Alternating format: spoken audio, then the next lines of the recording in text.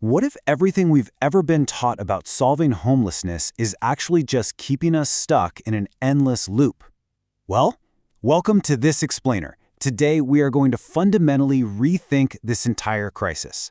We're looking at how we can transform this incredibly complex issue from a private tragedy that we just kind of try to manage from afar into a systemic wound that we can actively and permanently heal. The source material we're unpacking provides a really comprehensive blueprint for this massive transformation, and it's deeply rooted in community building, shared humanity, and structural justice. Let's get right into it. So, we have to start by asking the most critical question directed at our institutions today. Are our systems producing, managing, or ending homelessness? Think about it. For decades, society has been completely stuck in this holding pattern of just managing the problem. And what does managing actually look like on a daily basis? Well, it looks like clearing an encampment from one park, only for it to literally reappear under a bridge 2 blocks down. It looks like overflowing emergency shelters that offer a cot for the night but then require everyone to leave by 7 a.m. sharp. It's just an endless treadmill of temporary fixes. But today, we're going to explore how to finally break out of that exhausting cycle. To truly solve this, the text suggests a vital first step, and it starts with our words. We have to completely change our language. You see, when we use the distancing, clinical label homeless, it unconsciously reduces a human being to a problem to be solved, or honestly worse, a nuisance to be avoided. So the source material advocates for a really powerful conceptual shift. From now on, we say our relatives. This forces us right back into empathy. It acknowledges that we're all connected as one human family, and it affirms that the person sitting on the street corner is a noble human being whose needs deeply, deeply matter. They aren't just some abstract social issue, they're family members who have been disconnected and just need support to find their way back. Section 1. From homeless to relatives. Right now, we pour massive amounts of time, energy, and literally billions of dollars into just managing the symptoms. Management is really all about hiding the issue from public view and maintaining a safe distance. But eradication, that means something entirely different. It means curing the underlying systemic wound, actively fostering a real sense of belonging in our neighborhoods, and providing permanent homes. It is precisely the difference between taking a painkiller to lower a fever and actually taking the antibiotics required to cure the underlying disease. If we only ever treat the fever, well, the patient just stays sick. And when we look closely at this disease, we see it takes a bunch of different forms. Our relatives experience this systemic failure across 6 distinct states.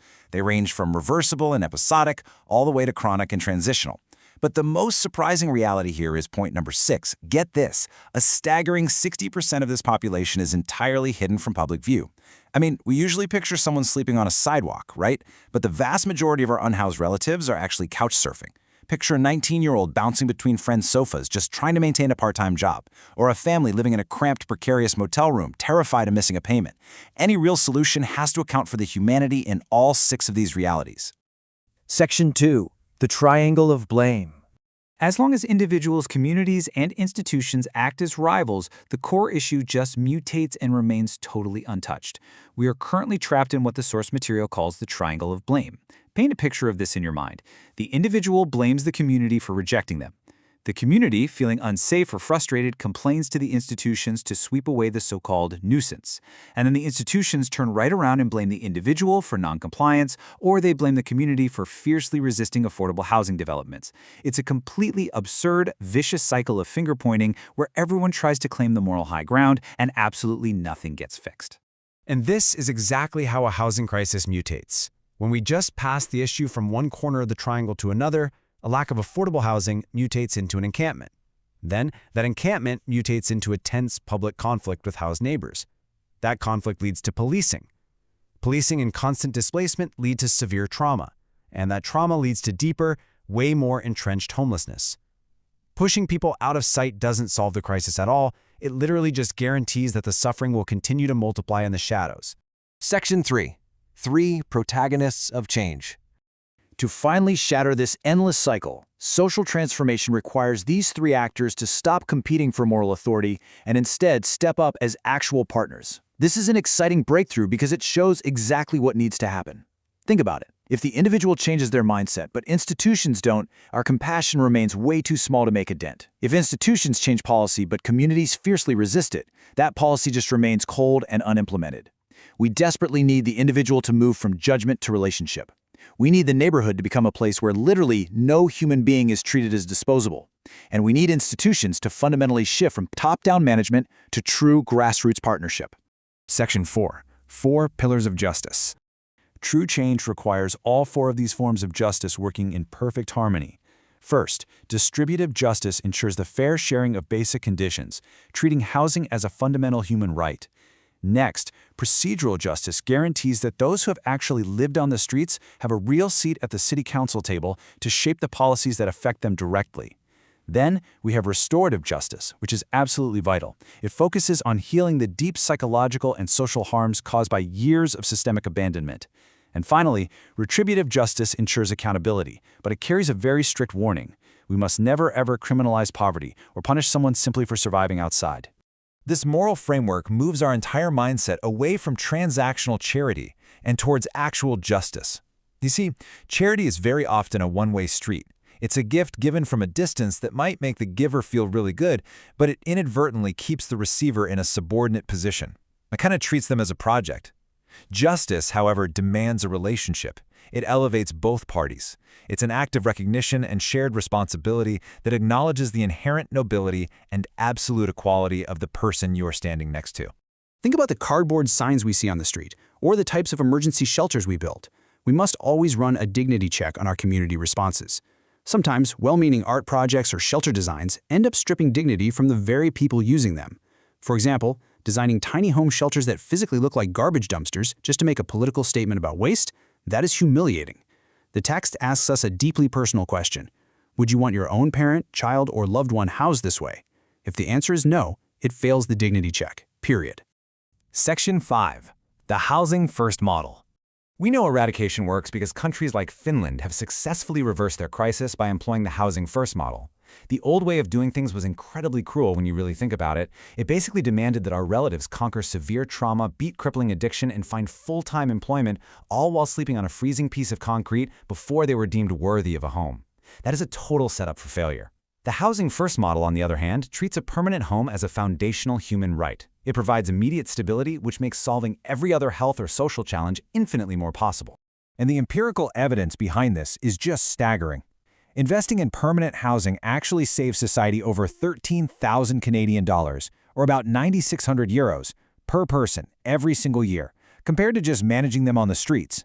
It's a profound irony that punishing people is actually wildly more expensive than helping them. Emergency room visits, jail stints for loitering, and the constant deployment of sanitation crews to clear encampments cost taxpayers far more than simply providing supported housing. Eradicating this condition isn't just the ethical imperative, it is for sure the most logical and economical choice. Section 6.